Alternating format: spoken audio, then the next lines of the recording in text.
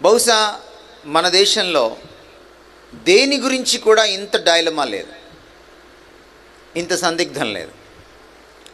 అందుకనే మనము ప్రపంచంలోకి వెళ్ళి మన దేశంలో తిరుగుతూ నలుదిశలా లేక అష్టదిక్కులా మీరు చూస్తే మీకు అనేకమైన దైవ రూపాలు కనపడతాయి.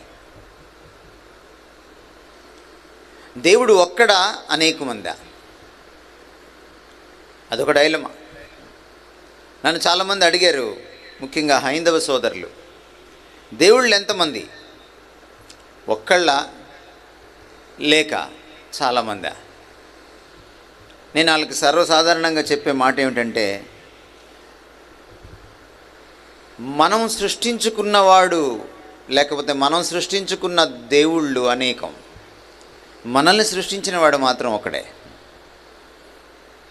We have a dilemma today.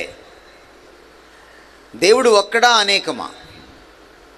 అందుకనే చాలామంది యేసుక్రీస్తు గురించి చెప్పిన తర్వాత ఇతర దేవుళ్ళ గురించి ఏం మాట్లాడకపోయినా సరే, చాలా సందర్భాల్లో నా దగ్గరికి వచ్చి వాళ్ళు అడిగే ప్రశ్న ఏమిటంటే, మీరు చెప్తున్నట్టు యేసే దేవుడైతే మరి ఫలానా దేవుడు దేవుడు కాదా, ఫలానా దేవుడు దేవుడు కాదా అని అడుగుతుంటారు.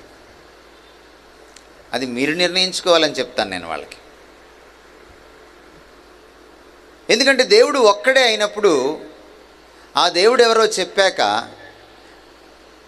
దేవుడు ఎవరు ఇంతమంది మధ్యలో అనేది తేల్చుకోవాల్సింది సత్యాన్వేషే, మనం కాదు చెప్పాల్సింది. ఎందుకు వచ్చింది ఆ ప్రశ్న? దేవుడి గురించి అంతసేపు మాట్లాడిన తర్వాత మరి అలాగైతే ఎక్స్ దేవుడు కాదా, వై దేవుడు కాదా, జెడ్ దేవుడు కాదా అన్న ప్రశ్న ఎందుకు వచ్చిందంటే, ఇంకా డైలమా పోలా.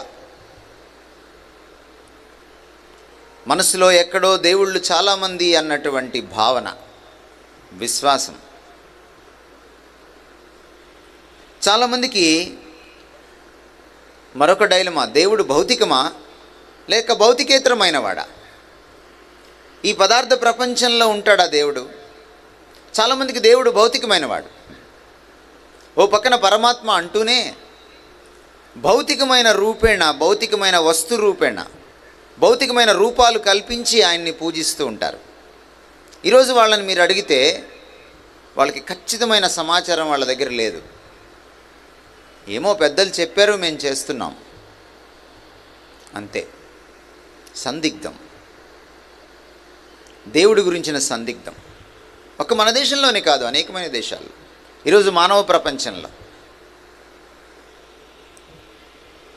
చాలామంది దేవుణ్ణి మనిషి అనుకుంటారు. అందుకనే మనుషుల్ని దేవుళ్ళని చేస్తుంటారు. ఆడియో రిలీజ్ ఫంక్షన్ అప్పుడు సినిమా వాళ్ళు ఇలా చెప్తుంటారు, ప్రేక్షక దేవుళ్ళు అంటుంటారు. లేకపోతే మీరు సినిమా చూడరు, అందుకని మిమ్మల్ని దేవుళ్ళని చేస్తారు. ఏ ఈనాడు పత్రికో, సాక్షి పత్రికో, లేకపోతే ఇంకేదో స్వాతి పత్రికో, వాళ్ళు అప్పుడప్పుడు తమ పాఠకులకి ఏదైనా తాయిలాలు ఇచ్చేటప్పుడు, పాఠకుల్ని పొగిడేటప్పుడు, ముఖ్యంగా స్వాతి పత్రికలో పాఠక దేవుళ్ళు అంటారు. లేకపోతే మీరు పత్రిక కొనరు, అందుకని మిమ్మల్ని దేవుళ్ళు అంటారు.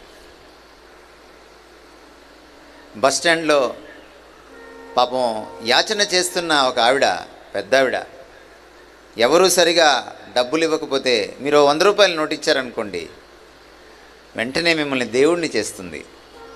2 చేతులు ఒక దగ్గర పెట్టి దేవుడివి బాబు అంటుంది. ఎవరు దేవుడు? దేవుడు అవ్వడం అంత సులభమా? 100 రూపాయలకే దేవుడు అయిపోతావా? లేకపోతే ఒక ప్రత్యేకమైన రంగు వస్త్రం వేసుకొని, ఓ ప్రత్యేకంగా నువ్వు దాన్ని నీ దేహానికి చుట్టుకొని కాసేపు ధ్యానంలో ఉంటే నువ్వు దేవుడు అయిపోతావా? There is a dilemma today in India, in the world. Who is God? దేవుని గురించినటువంటి సందిగ్ధం ఈరోజు మన దేశంలోనూ ప్రపంచంలోనూ ఉంది. అందుకని చాలామంది నేనే దేవుణ్ణి అని చెప్పుకుంటున్నారు, లేక నేను దేవుణ్ణి చూపిస్తానని చెప్పుకుంటున్నారు. కొంతమందికి మనిషే దేవుడు, కొంతమందికి ఇతర జీవులు దేవుళ్ళు, కొంతమందికి రెండు జీవుల్ని కలిపితే దేవుళ్ళు. అందుకనే మనిషిని అహం బ్రహ్మస్మి అన్నారు. కానీ మనిషిని దేవుణ్ణి చేసినటువంటి ఈ ఫిలాసఫీ ఈరోజు సమాజంలో ఉన్నటువంటి రుగ్మతలకు జవాబు చెప్పలేదు. ఒక సత్యం పరీక్షకు నిలబడాలి.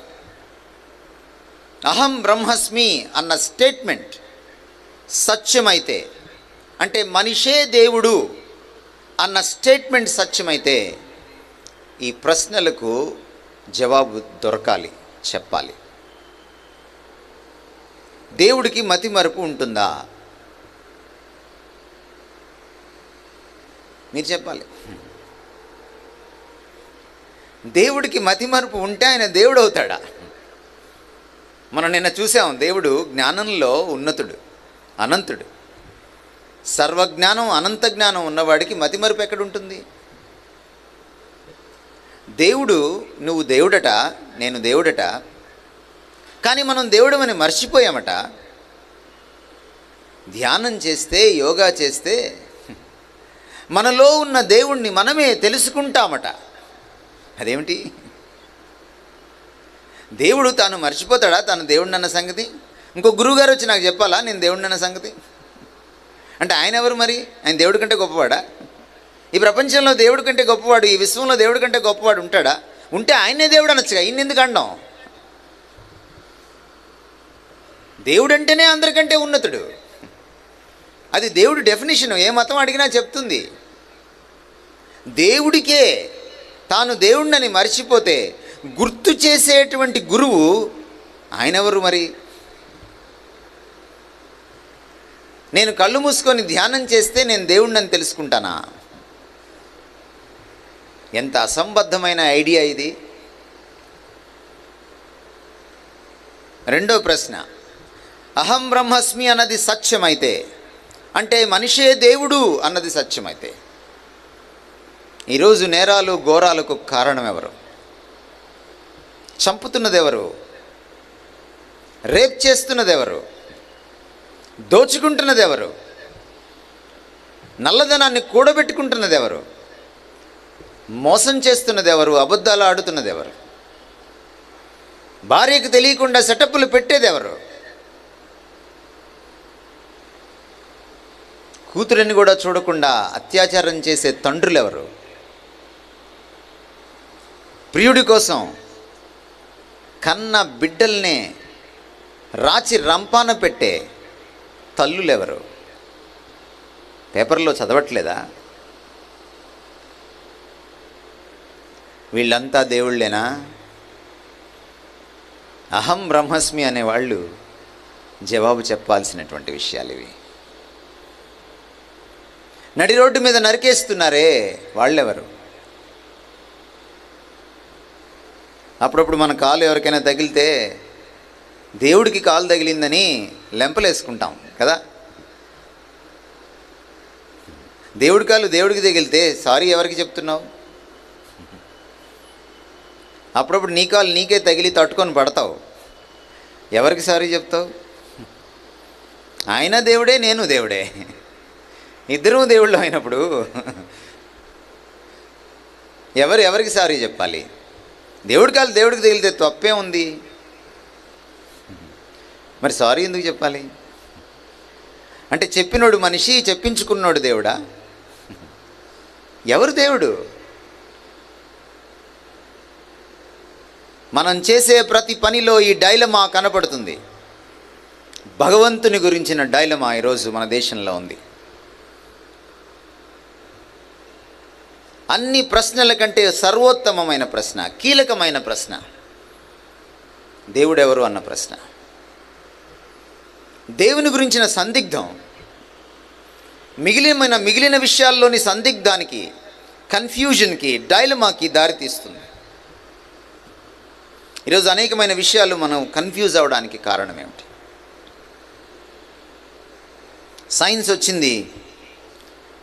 సైన్స్ వచ్చిన తర్వాత దేవుణ్ణి సీన్లోంచి తీసివేసింది. మనకి TV9లో మాట్లాడుతూ ఉంటారు చాలాసార్లు నాస్తికులు, గోగినేని లాంటి వాళ్ళు. దేవుడు లేడని కొంతమంది, ఉన్నాడని కొంతమంది. ఏమిటి ఈ డైలమా?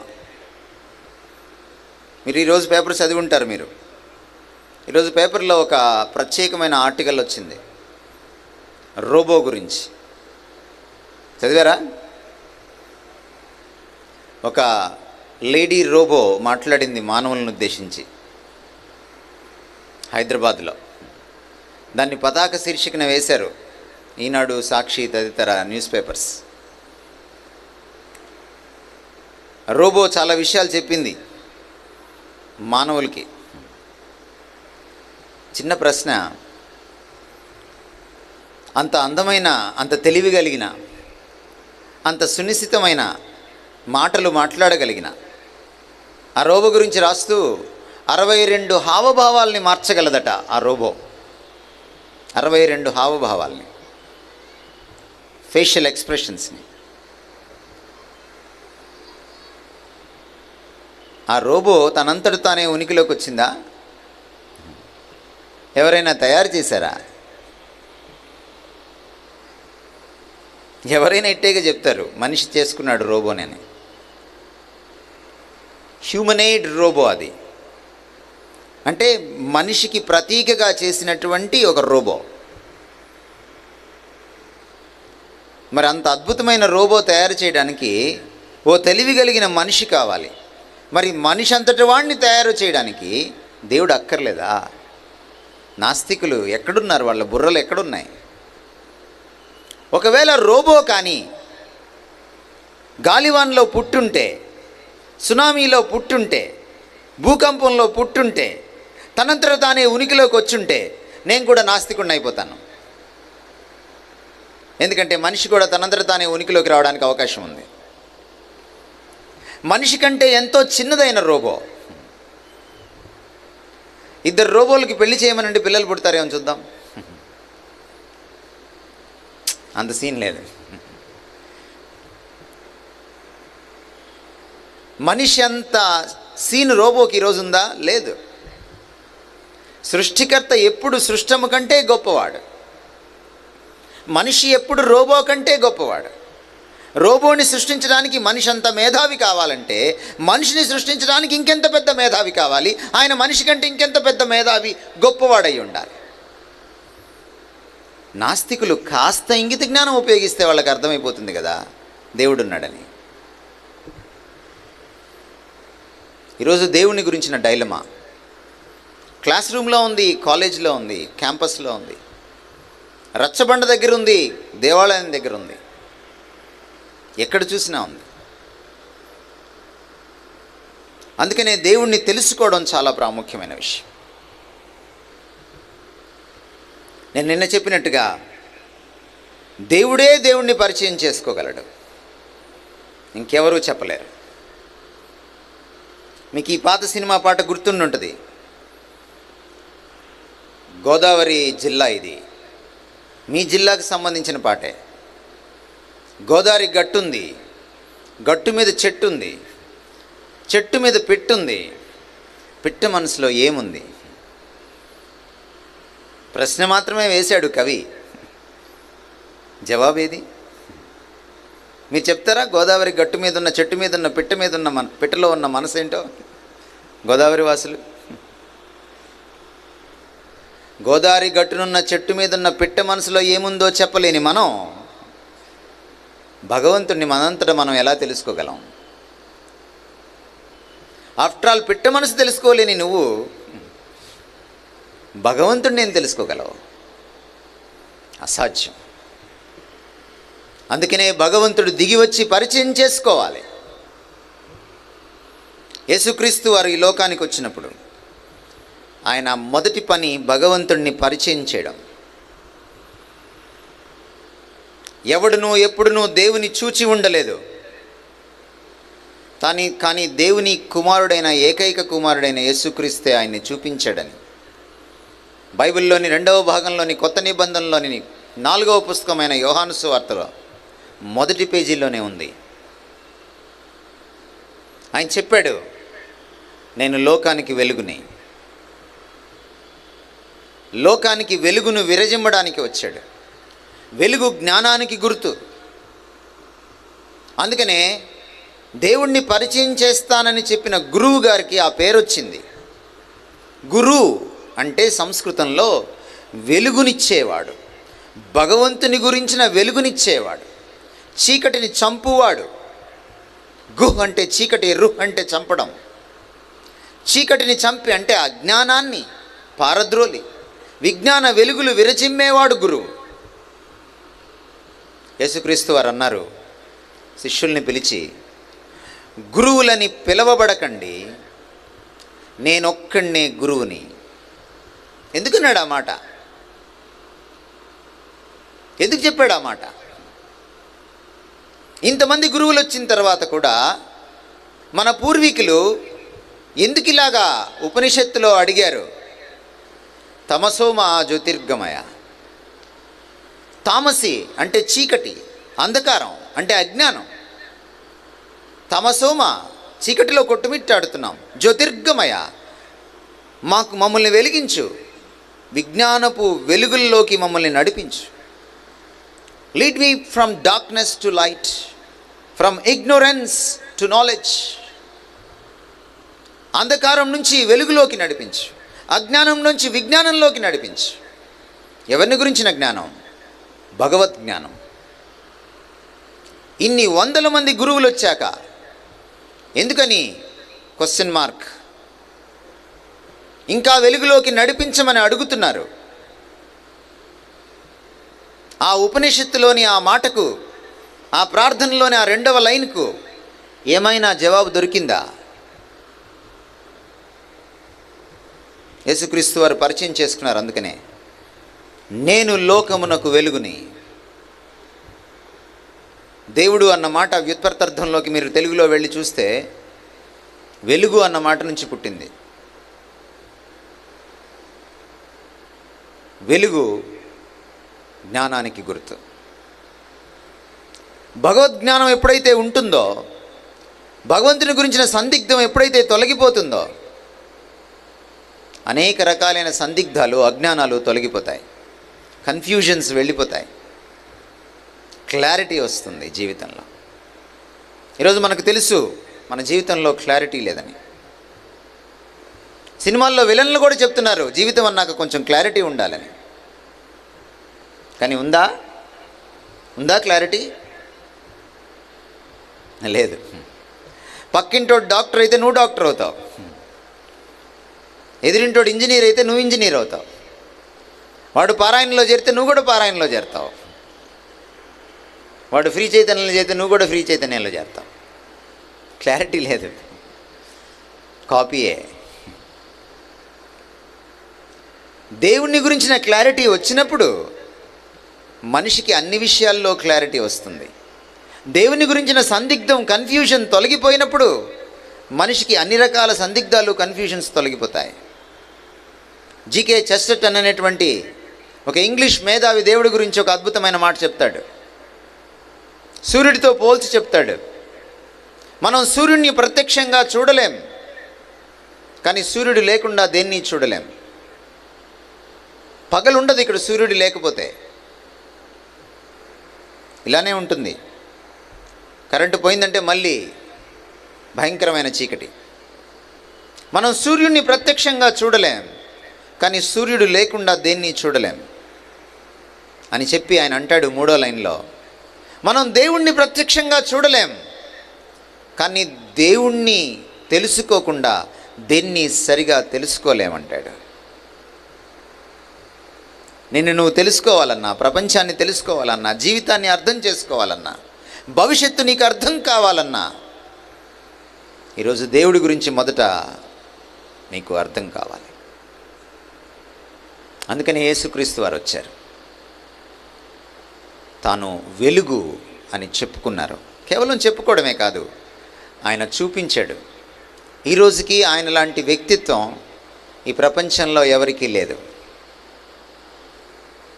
ఎవరికీ లేదు. ఈ మధ్యకాలంలో ఓ సర్వే జరిగింది.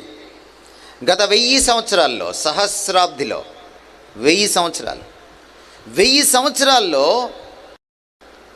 ప్రపంచాన్ని అత్యంత ప్రభావితం చేసినటువంటి వ్యక్తి ఎవరు, ఫిగర్ ఎవరు అని చూస్తే చాలామందిని తీసుకున్నారు ఈ 1000 సంవత్సరాల్లో. 1000 సంవత్సరాల్లో చాలామంది మహానుభావులు పుట్టారు, పోయారు. చాలామంది సైంటిస్టులు పుట్టారు, చాలామంది గురువులు, మహాత్ములు పుట్టారు, గొప్ప గొప్ప వాళ్ళు పుట్టిపోయారు. ప్రపంచమంతా సర్వే చేస్తే క్రైస్తవులు కాదు చేసింది సర్వే, క్రైస్తవేతరులు. తేలింది ఏమిటంటే ఈ సహస్రాబ్దిని, పోయిన సహస్రాబ్ది కూడా కాదు, ఈ సహస్రాబ్దిని కూడా. ఎందుకంటే ఆయన పోయిన సహస్రాబ్ది మొదట్లోనే పోయాడు, వెళ్ళిపోయాడు. ఈ మరణాన్ని గెలిచి పైకి లేచి పరలోకానికి ఎక్కిపోయాడు. ఎక్కిపోయి 2000 సంవత్సరాలు అయిన తర్వాత కూడా ఈ 1000 ఏళ్లని ఎవరు అత్యంత ప్రభావితం చేశారంటే నెంబర్ 1 జీసస్ క్రైస్ట్ అని తేలింది. ఎందుకని ఆ వ్యక్తిత్వం అలాంటిది. దేవుడే వచ్చి మనిషిగా మన మధ్య సంచరించినప్పుడు, నడిచే దేవుడిగా మన మధ్య ఉన్నప్పుడు ఆయన అద్భుతమైనటువంటి వ్యక్తిత్వాన్ని ప్రదర్శించాడు. ఆయన జ్ఞానం చూసి పండితులు అబ్బురపడ్డారు. మీరు లూకాసు వార్త 2వ అధ్యాయం చదివితే ఆయన ప్రజ్ఞకు వారు విస్మయం ఉందిరి అని ఉంటుంది. ఆయన జ్ఞానం చూసి, ఆయన జ్ఞానపు మాటలు చూసి అరెస్టు వారెంట్ తీసుకెళ్లిన పోలీసు వాళ్ళు అరెస్టు చేయకుండా భయపడి వెనక్కి వచ్చేశారు. ఎందుకయ్యా అరెస్ట్ చేయలేదు, నీ చేతిలో అధికారం ఉంది కదా అంటే, ఆయన మాట్లాడినట్టు ఎవరు మాట్లాడలేదు అన్నాడు పోలీస్ ఆఫీసర్. పోలీసుల్ని భయపెట్టిన వ్యక్తిత్వం. ఆయన మాట్లాడితే పెద్ద పెద్ద మత గురువులు వాళ్ళకి ఎదురు మాట్లాడడానికి లేకుండా అయిపోయింది. మహాపండితులు, జ్ఞానంలో దిట్ట, అద్భుతమైన వ్యక్తిత్వం. ఆయన ఒక పక్కన నీచమైన వాళ్ళతో, నిమ్నజాతి వాళ్ళతో, పాపులతో, పతితలతో, వేశ్యలతో మధ్యలోకి వెళ్ళి కుష్ఠరోగుల్ని సైతం స్పృశిస్తూ వారి మధ్య ఆయన సంచరించిన ఏమాత్రం మలినం అంటుకోనివాడు, ఏమాత్రం పాప పంకిలం కానివాడు, ఏ కోశానా పాపమెరుగనివాడు. అద్భుతమైన వ్యక్తిత్వం. బోధకులంతా ఒక ఎత్తు, ఈయన ఒక ఎత్తు. మత గురువులంతా ఒక ఎత్తు, ఈ గురువు ఒక ఎత్తు. మనుషులంతా ఒక ఎత్తు, ఈ మనిషి ఒక ఎత్తు. ప్రవక్తలంతా ఒక ఎత్తు, ఈ ప్రవక్త ఒక ఎత్తు. ఈరోజు కొంతమంది ఆయన్ని కేవలం ప్రవక్తగానే చూపించాలనుకుంటున్నారు. ఎవరైతే ప్రవక్తగానే చూపించాలనుకుంటున్నారో, యేసు ప్రవక్తనా దేవుడా అని ఈరోజు డిబేట్లు పెడుతున్నారు. దానికి డిబేట్ ఏం అక్కర్లా, చాలా సింపుల్ ప్రశ్నలు అడుగుతాం మేము, మీరు జవాబు చెప్తే చాలు. మీరు చెప్తున్నటువంటి గొప్ప ప్రవక్తకి ఈ ప్రవక్తకున్న లక్షణాలు ఉన్నాయా? బైబిల్లో కానీ ఖురాన్లో కానీ ఈ రెండింటిని మీరు ఏది తీసుకున్నా సరే, ఏ ప్రవక్త అయినా మరణాన్ని గెలిచాడా? చెప్పండి. ఏ ప్రవక్త అయినా ఈయన లాంటి వ్యక్తిత్వం ఉందా? ఏ ప్రవక్త అయినా కన్యకకు జన్మించాడా? ఏ ప్రవక్త గురించైనా హోలీ, పవిత్రుడు అన్నమాట ఉందా ఖురాన్లో? ఏ ప్రవక్త గురించైనా కలామల్లా అని ఉందా ఖురాన్లో? అంటే దేవుని వాక్కు అని ఉందా? ఏ ప్రవక్త గురించైనా రుహల్లా అంటే దేవుని ఆత్మ, పరమాత్మ అని ఉందా? లేదు. ఈ ఒక్కడి గురించే ఉంది. మీ పుస్తకం ప్రకారం కూడా మీ ప్రవక్తలందరికంటే ఉత్తముడిన. ఇంకా మీ పుస్తకంలో ఏముంది? ఒకవేళ నీకేమైనా అర్థం కాకపోతే నీకు ముందే రాసిన బైబిల్ పుస్తకాన్ని రిఫర్ చేసుకోపో అని ఉంది. ఇందులో మీ పుస్తకం గురించి లేదు, కానీ అందులో మా పుస్తకం గురించి ఉంది. ఎందుకు డిబేట్లు? అవసరం లేదు. అది యేసుక్రీస్తు వారి ప్రత్యేకత. మీరు మన శాస్త్రాలన్నీ చదివితే భగవంతుడి గురించినటువంటి అద్భుతమైన లక్షణాలు, పాజిటివ్ క్వాలిటీస్ ఇంకా ఏ అవతార పురుషుల్లోనైనా ఉన్నాయా? లేవు. ఈయనలో ఉన్నాయి. ఒక్క బలహీనత కూడా లేని అవతార పురుషుడు ఎవరైనా ఉన్నారా? ఒక్క బలహీనత కూడా లేని, ఒక్క తప్పు కూడా చేయని ఒక్కడే యేసుక్రీస్తు. అందుకనే భగవంతుని గురించిన డైలమా, సందిగ్ధం ఈయన ఒక్కడే తీసివేయగలడు. అందుకే ఆయన అన్నాడు, మీకెవ్వరూ భగవంతుని పరిచయం చేయలేరు. ఎవరైనా గురువులు అని పిలిపించుకుంటే అది కరెక్ట్ కాదు. నేను ఒక్కడనే గురువును. గురువులని పిలవబడకండి, నేనే గురువుని. డాక్టర్ సర్వేపల్లి రాధాకృష్ణన్ బైబిల్ చదివాడు, భగవద్గీత చదివాడు, వేదాలు చదివాడు, పురాణాలు చదివాడు, భాగవతం చదివాడు, భారతీయ శాస్త్రాలని ఔపోసన పట్టాడు. పాశ్చాత్య విద్యలో ఆరితేరాడు, భారతీయ విద్యలో కూడా ఆయన నిపుణత సాధించాడు. భారతదేశంలోని మత సారాంశాన్నంతటినీ ఒక్క పుస్తకంగా, ఒక్క సంకలనంగా రచించినవాడు. తన శిష్యుడు ఒక రోజున, నాకు ఒక మంచి గురువుని పరిచయం చేయండి సార్ అని వస్తే, అతను కేరళ సనాతన బ్రాహ్మణ కుటుంబం నుంచి వచ్చినటువంటి సుధాకర్ పిళ్ళై. సర్వేపల్లి రాధాకృష్ణన్ ఓ చిన్న పుస్తకం తీసుకొచ్చి ఆయన చేతిలో పెట్టాడు. ఏమిటా పుస్తకం? యేసుక్రీస్తు వారి గురించిన జీవిత చరిత్రకు సంబంధించిన పుస్తకం. ఏమిటా పుస్తకం? బైబిల్లోని 2వ భాగం, కొత్త నిబంధన.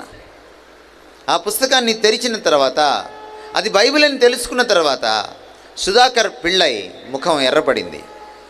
మీరేదో మంచి గురువుని పరిచయం చేస్తారని వస్తే ఈ నిమ్న జాతి దేవుణ్ణి నాకు పరిచయం చేస్తారేంటి సార్? డాక్టర్ సర్వేపల్లి తాపీగా ఒక మాట అన్నాడు, సుధాకర్, నా మీద గౌరవంతో వచ్చావు, నమ్మకంతో వచ్చావు, గురువు కావాలన్నావు, పరిచయం చేస్తున్నా, నా మీద నమ్మకం ఉంటే వెళ్ళి ఆ పుస్తకం చదువు. ఆ గురువు గారు నీకు నచ్చకపోతే మళ్ళీ రా, అప్పుడు 2వ గురువు గురించి ఆలోచిద్దాం. ఫ్రెండ్స్, చరిత్రలో జరిగింది ఏమిటంటే, సుధాకర్ పిళ్ళై మళ్ళీ సర్వేపల్లి రాధాకృష్ణన్ గారి దగ్గరికి మరో గురువు కోసం రాలేదు. ఆ పుస్తకాన్ని చదివాడు, ఆ బైబిల్ పుస్తకాన్ని. సుధాకర్ పిళ్ళై అనేటువంటి సనాతన బ్రాహ్మణుడు పాల్ సుధాకర్గా పేరు మార్చుకున్నాడు. యేసుక్రీస్తు శిష్యుడయ్యాడు. భారతదేశం అంతటా తిరిగి ఖైదీల మధ్య యేసుక్రీస్తు ప్రేమ సువార్తను ప్రకటించాడు. ఆ సేవలోనే నిమగ్నమై చనిపోయాడు. నిజమైన గురువు, దేవుని గురించిన సందిగ్ధాన్ని తొలగించే నిజమైన గురువు, దేవగురువు, గురుదేవుడు ఒక్కడే, ఆయన యేసుక్రీస్తు.